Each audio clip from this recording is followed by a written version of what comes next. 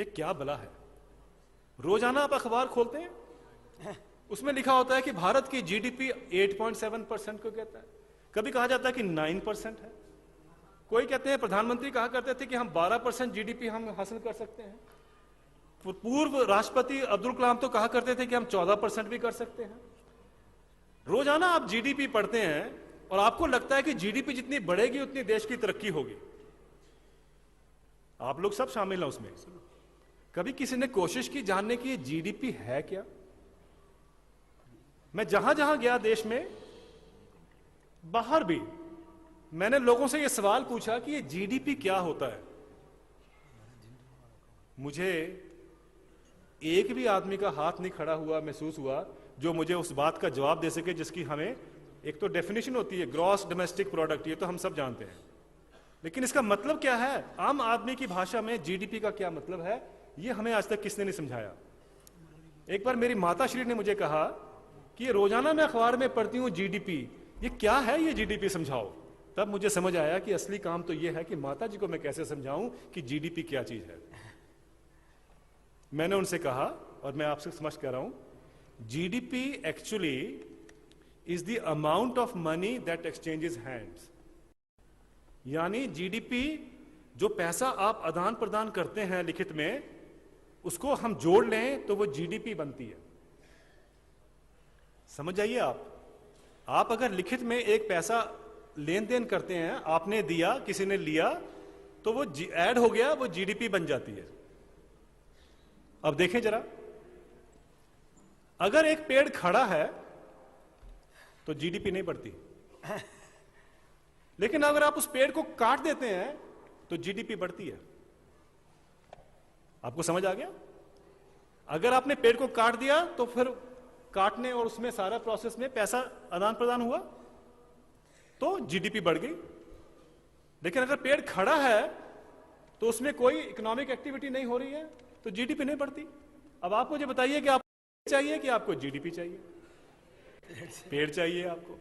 अगर आप इस देश के सारे पेड़ काट दो, जितने पेड़ लगे हैं, तो प्रधानमंत्री को या यूपीए को या एनडीए को कुछ करने की जरूरत नहीं है, जीडीपी बढ़ जाएगी। हमारी जीडीपी 27% हो जाएगी। आज तो हम 8.7 की बात कर रहे हैं, अगर आप सारे पेड़ काट दो इस देश के तो जीडीपी हमारी 27% हो जाती है। अब बताइए, आपको 27% जीडीपी चाहिए कि नहीं? ये जीडीपी का चक्कर बहुत जरूरी है समझना हमें, क्योंकि हर रोज ये आपको बताया जाता है जीडीपी होती है। अब देखिए, हरिद्वार के पास गंगा बहती है, अभी पहले भी कहा झुंझुनवाला साहब ने और बाकी सब कहते हैं, गंगा प्रदूषित हो चुकी है, नर्मदा प्रदूषित हो चुकी है, नदियां सब प्रदूषित हो रही हैं। अगर आपने अपनी जीडीपी को बढ़ाना है तो नदियों को गंदा करिए तो जीडीपी बढ़ती है। अब देखें कैसे। अगर नदी साफ बह रही है तो जीडीपी नहीं बढ़ती। अगर आप नदी गंदा करते हैं तो जीडीपी 1 नहीं 2 नहीं 3 बार बढ़ती है। अब देखें 3 बार कैसे बढ़ती है। पहले तो आपने उसके आसपास ऐसे प्रौद्योग लगाए, ऐसे उद्योग लगाए जो कि प्रदूषित करते हैं उसको, नदी को, पानी को, वो जीडीपी बढ़ गई। जो उसमें से पोल्यूशन निकला, जो प्रदूषण हुआ नदी का, वो पानी में, फिर आप 1000 करोड़ रुपए का प्रोजेक्ट लेके आएंगे, ब्रिटिश डीएफआईडी दे या यूएस एड दे, कोई भी दे, 1000 करोड़ रुपए का आया प्रोजेक्ट, तो वो जीडीपी फिर बढ़ गई, 1000 करोड़ रुपए हो गए। फिर आपने और मैंने वो पानी पिया, बीमार हुए, डॉक्टर के पास गए, डॉक्टर को फीस दी, उसने फीस ली, जीडीपी फिर बढ़ गई। ये तो बढ़िया मॉडल है जीडीपी बढ़ाने का। मध्य प्रदेश के मुख्यमंत्री एक बार एक सभा में मुझे बोलते हैं, एक गोविंद जी भी थे, वहां पर उन्होंने कहा कि जब मैं तो यमुना पुत्र हूं, नर्मदा पुत्र हूं, और मैं नदी को साफ रखना चाहता हूं, लेकिन जब डेवलपमेंट की बात आती है तो मैं कंफ्यूज हो जाता हूं। मैंने उनसे कहा कंफ्यूजन की बात ही नहीं है, बड़ी सिंपल चीज है। आप अगर अपनी जीडीपी बढ़ाना चाहते हैं तो नर्मदा को गंदा करिए, तो 1 नहीं 2 नहीं 3 बार आपकी जीडीपी बढ़ जाएगी। आपको क्या रखा है बाद में क्या होता है? आप जब रिटायर होंगे या छोड़ के जाएंगे तो आप ये कह सकते हैं कि मेरा कार्ड ये है कि मध्य प्रदेश की जीडीपी को इतना बढ़ा दिया।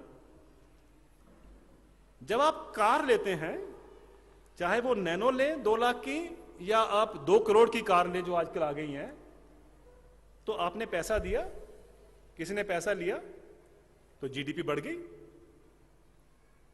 जब आपने कार को चलाया तो आपने पेट्रोल का उपयोग किया, वेयर एंड टियर हुआ, जीडीपी फिर बढ़ गई। कार जब आपने चलाई तो कार से प्रदूषण हुआ, आप बीमार हुए, किसी को रेस्पिरेटरी डिजीज हुई, किसी को अस्थमा हुआ, जो भी होता है, आप बीमार हुए, आप डॉक्टर के पास गए, आपने फीस दी, उसने फीस ली, फिर जीडीपी बढ़ गई। जितनी कारें आएंगी देश में उतनी जीडीपी 3 बार बढ़ जाएगी। और इस देश में रोजाना 4000 से ज्यादा कारों जो है खरीदी जाती है, रोजाना 25,000 से ज्यादा मोटरसाइकिल खरीदे जा रहे हैं। सरकार भी इसकी तरफ जोर देती है क्योंकि यही एक तरीका है कि देश की जीडीपी बढ़े। अगर आप जीडीपी को और देखना चाहते हैं तो जैसा पहले स्वामी जी ने कहा कि हमारा जीडीपी 60 लाख करोड़ कहा स्वामी जी आपने, अभी तो जी, सिर्फ 36 परिवार देश के ऐसे हैं जिनकी टोटल इकोनॉमिक वेल्थ जो है वो देश की जो जीडीपी है उसका 1/3 है। अगर इन 36 को देश निकाला हो जाए, या वो अमेरिका चले जाएं या पाकिस्तान चले जाएं या जहां भी जाएं, तो आप देखिए हमारी जीडीपी कितनी कम आ जाती है। 1/3 देश की जीडीपी कम, यानी 40,000 करोड़ पे आ जाती है। सिर्फ 36 परिवार। दारू पीने से भी जीडीपी बढ़ती है ना, ये और रोगी होने से भी जीडीपी बढ़ती है। बिल्कुल ठीक है स्वामी जी, उस पर अभी आप जैसे आप कह रहे हैं, अभी रशिया के जो फाइनेंस मिनिस्टर साहब हैं उनको अपना बजट पेश करना था, उनकी जीडीपी का बहुत बुरा हाल है, हमारी जीडीपी तो ग्रो कर रही है। तो उन्होंने क्या कहा कि मैं ऑनेस्टली ये चाहता हूं कि मेरे देश के लोग मेरी सहायता करें। कैसे करें? आप सिगरेट पीना शुरू कर दीजिए और आप वोडका पीना शुरू कर दीजिए। बहुत ऑनेस्टली कहा उन्होंने, जितनी आप सिगरेट पिएंगे जीडीपी बढ़ती है, जितनी आप शराब पिएंगे जीडीपी बढ़ती है। क्यों? किसी ने पैसा दिया, किसी ने पैसा लिया। तो सिगरेट बेच के भी आपकी जीडीपी बढ़ती है, शराब बेच के भी आपकी